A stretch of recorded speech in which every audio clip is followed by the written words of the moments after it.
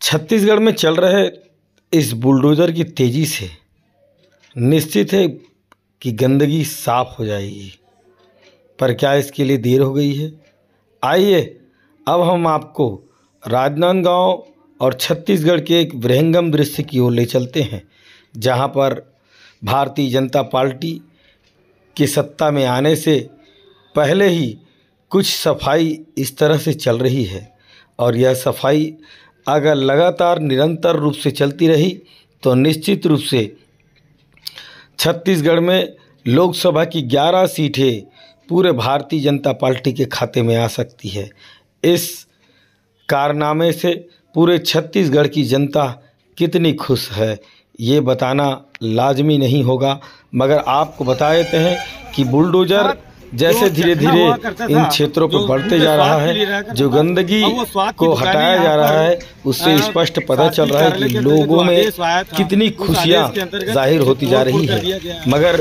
इस जाहिर होते हुए इस दृश्य को अगर लगातार उन गंदगियों को साफ करने में लगे तो निश्चित रूप से भारतीय जनता पार्टी एक नए मुकाम की ओर जा सकती है। राजनांदगांव हो या छत्तीसगढ़ हो, छत्तीसगढ़ की भाषा में अगर आपको बताना चाहें कि बुलडोज़र ने आज जो कार्य इस अनैतिक कार्य पर जिस तरह से चला और कईयों के नुकसान हुए और नुकसान को देखते हुए किस तरह से भगाया गया, उससे स्पष्ट पता चलता है कि लोकसभा की जो 11 सीटें छत्तीसगढ़ में है, वो छत्तीसगढ़ की पूरी 11 सीटें किस तरह से राजनांदगांव में आ सकती है। मगर यह बुलडोज़र निरंतर रूप से चलना चाहिए, हर जगह चलना चाहिए जहां पर अवैध रूप से कि